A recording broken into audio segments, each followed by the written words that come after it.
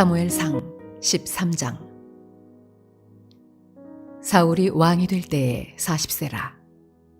그가 이스라엘을 다스린 지 2년에 이스라엘 사람 3,000명을 택하여 그 중에서 2,000명은 자기와 함께 믹마스와 베델산에 있게 하고 1,000명은 요나단과 함께 베냐민 기브아에 있게 하고 남은 백성은 각기 장막으로 보내니라. 요나단이 게바에 있는 블레셋 사람의 수비대를 치매 블레셋 사람이 이를 들은지라. 사울이 온 땅에 나팔을 불어 이르되 히브리 사람들은 들으라 하니 온 이스라엘이 사울이 블레셋 사람들의 수비대를 친 것과 이스라엘이 블레셋 사람들의 미움을 받게 되었다 함을 듣고 그 백성이 길갈로 모여 사울을 따르니라. 블레셋 사람들이 이스라엘과 싸우려고 모였는데 병거가 30,000이요 마병이 6,000명이요 백성은 해변의 모래같이 많더라. 그들이 올라와 베다웬 동쪽 믹마스에 진침해 이스라엘 사람들이 위급함을 보고 절박하여 굴과 수풀과 바위 틈과 은밀한 곳과 웅덩이에 숨으며 어떤 히브리 사람들은 요단을 건너 갓과 길라 땅으로 가되 사울은 아직 길갈에 있고 그를 따른 모든 백성은 떨더라. 사울은 사무엘이 정한 기한대로 이랫동안을 기다렸으나 사무엘이 길갈로 오지 아니하매 백성이 사울에게서 흩어지는지라. 사울이 이르되 번제와 화목제물을 이리로 가져오라 하여 번제를 드렸더니 번제 드리기를 마치자 사무엘이 온지라. 사울이 나가 맞으며 문안하매 사무엘이 이르되 왕이 행하신 것이 무엇이냐 하니 사울이 이르되 백성은 내게서 흩어지고 당신은 정한 날 안에 오지 아니하고 블레셋 사람은 믹마스에 모였음을 내가 보았으므로 이에 내가 이르기를 블레셋 사람들이 나를 치러 길갈로 내려오겠거늘 내가 여호와께 은혜를 간구하지 못하였다 하고 부득이하여 번제를 드렸나이다 하니라. 사무엘이 사울에게 이르되 왕이 망령되이 행하였도다. 왕이 왕의 하나님 여호와께서 왕에게 내리신 명령을 지키지 아니하였도다. 그리하였더라면 여호와께서 이스라엘 위에 왕의 나라를 영원히 세우셨을 것이거늘 지금은 왕의 나라가 길지 못할 것이라. 여호와께서 왕에게 명령하신 바를 왕이 지키지 아니하였으므로 여호와께서 그의 마음에 맞는 사람을 구하여 여호와께서 그를 그의 백성의 지도자로 삼으셨느니라 하고 사무엘이 일어나 길갈에서 떠나 베냐민 기브아로 올라가니라. 사울이 자기와 함께한 백성의 수를 세어보니 600명 가량이라. 사울과 그의 아들 요나단과 그들과 함께한 백성은 베냐민 게바에 있고 블레셋 사람들은 믹마스에 진쳤더니 노략군들이 세 대로 블레셋 사람들의 진영에서 나와서 한 대는 오브라 길을 따라서 수알 땅에 이르렀고 한 대는 베토론 길로 향하였고 한 대는 광야 쪽으로 스보임 골짜기가 내려다 보이는 지역길로 향하였더라. 그때 이스라엘 온 땅에 철공이 없었으니 이는 블레셋 사람들이 말하기를 히브리 사람이 칼이나 창을 만들까 두렵다 하였음이라. 온 이스라엘 사람들이 각기 보습이나 삽이나 도끼나 괭이를 벼리려면 블레셋 사람들에게로 내려갔었는데 곧 그들이 괭이나 삽이나 쇠스랑이나 도끼나 쇠채찍이 무딜 때에 그리하였으므로 싸우는 날에 사울과 요나단과 함께한 백성의 손에는 칼이나 창이 없고 오직 사울과 그의 아들 요나단에게만 있었더라. 블레셋 사람들의 부대가 나와서 믹마스 어귀에 이르렀더라.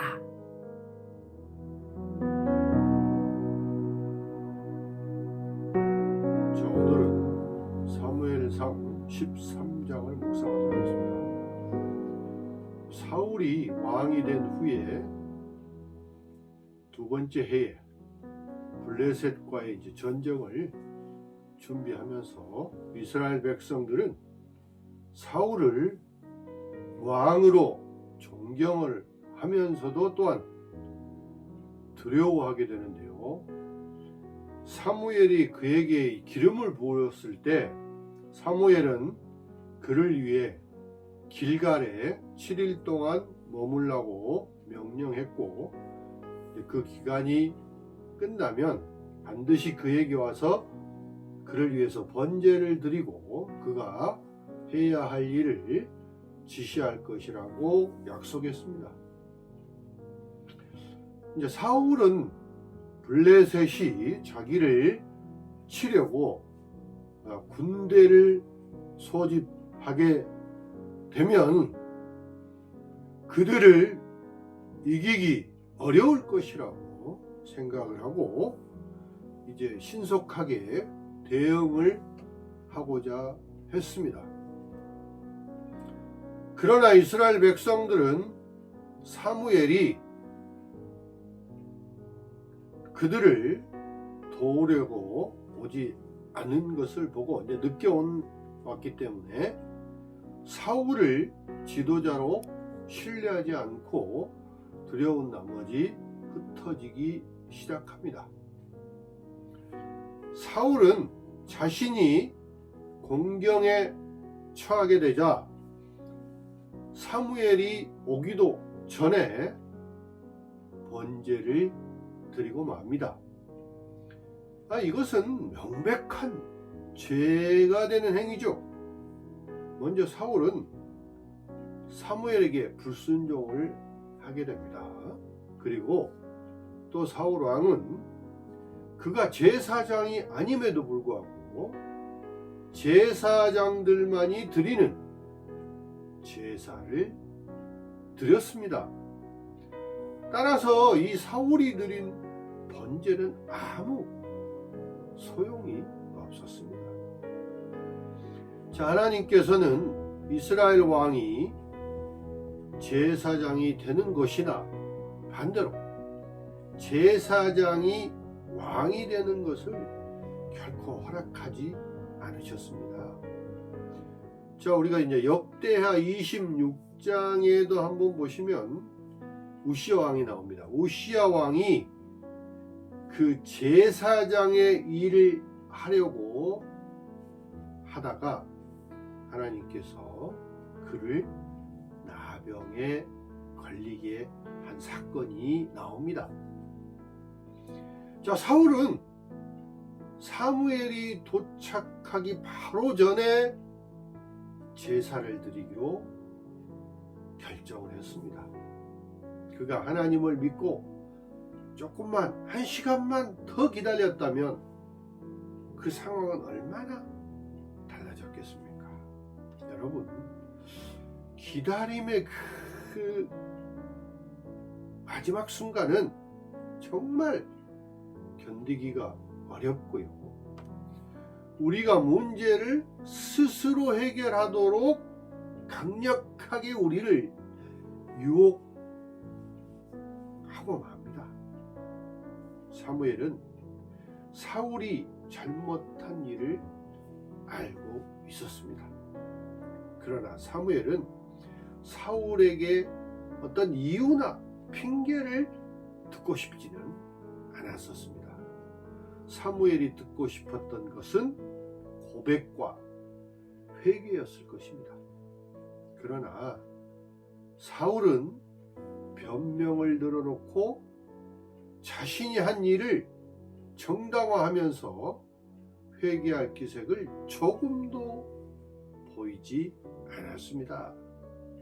여러분, 하나님께 순종하거나 불순종하려는 우리의 그 성향은 종종 아주 작게 보이는 일에서 우리의 행동으로 나타나고 합니다. 사울은 하나님 여호와의 명령을 지키지 않았습니다. 하나님은 그에게 어떤 일을 하라고 명령을 하셨지만 그는 그 반대로 자기 마음 먹은 대로 행하고 말았습니다. 그러자 사울 왕 대신 여호와께서는 자기 마음에 맞는 사람을 구하셨고 여호와께서 그를 자기 백성의 지도자로 삼으셨습니다. 하나님은 사울을 버리셨으나 결코 이스라엘은 버리지 않으셨습니다. 하나님은 이스라엘을 사랑하셨기 때문에 마음에 맞는 사람을 왕으로 세우신 것입니다. 자, 그렇다면 14절에서 말씀하고 있는 여호와의 마음에 맞는 사람이란 어떤 사람이겠습니까? 먼저 하나님의 마음에 맞는 사람은 여호와를 공경하는 사람입니다. 그리고 하나님의 마음에 맞는 사람은 하나님을 왕으로 모시는 사람입니다. 그리고 세 번째, 하나님의 마음에 맞는 사람은 부드럽고 회개하는 마음을 가지고 있어야 합니다. 마지막으로 하나님의 마음에 맞는 사람은 다른 사람을 사랑하는 사람입니다. 사랑하는 성도 여러분, 오늘날 여러분은 그리스도의 명령 중에서 얼마나 많은 것을 진지하게 받아들이고 계십니까? 하나님의 명령은 다 정당한 이유가 있습니다. 한 가지 확실한 것은 그것이 바로 우리 믿음에 대한 시험이라는 것입니다. 하나님은 우리를 한계에 이르게 하시고 그 한계를 통해서 우리를 시험하십니다. 우리가 우리의 한계에 이르렀을 때 하나님에 대한 우리의 믿음이 분명해지고 우리는 하나님을 더욱 신뢰하게 됩니다. 그러나 많은 그리스도인들은 하나님의 명령을 너무 가볍게 여기고 잘 지키지 않습니다. 예수님은 마태복음 28장 20절 말씀에 제자들에게 내가 너희에게 분부한 모든 것을 가르쳐 지키게 하라고 명령하셨습니다. 자, 여러분, 예수님의 제자들이 어떻습니까? 그 제자들은 순교를 당하면서까지 그 명령을 지키려고 애쓰지 않았습니까? 여러분, 믿음과 순종으로 하나님의 명령에 순종하여 시험에서 승리하는 성도들이 다 되시기를 주님의 이름으로 축원합니다. 기도하겠습니다. 거룩하시고 존귀하신 아버지 하나님, 저희들이 늘 실수하고 죄를 짓게 되지만 너무 빨리 판단하지만 주님께서는 저희들을 기다려 주시고 저희들이 회개하기를 기다리고 계십니다. 주님, 하나님의 그 용서와 또 저희들을 다시 구원의 손길을 저희들에게 내밀어 주신 그 은혜에 진심으로 감사를 드립니다. 주님, 우리가 섣불리 판단하고 하나님의 명령에 거스려서 우리 마음대로 행할 때 그 실수를 우리가 빨리 회개하고 주님께 돌아오게 주님 인도하여 주시옵소서. 우리 마음 가운데 늘 순종하고 하나님 말씀에 복종해서 또 그 하나님의 주신 그 축복을 우리가 늘 받기를 원합니다. 주님, 저희들에게 명령하여 주시고 그 명령을 잘 따르게 인도하여 주시옵소서. 감사하고 우리 주 예수 그리스도 이름으로 기도드리옵나이다. 아멘.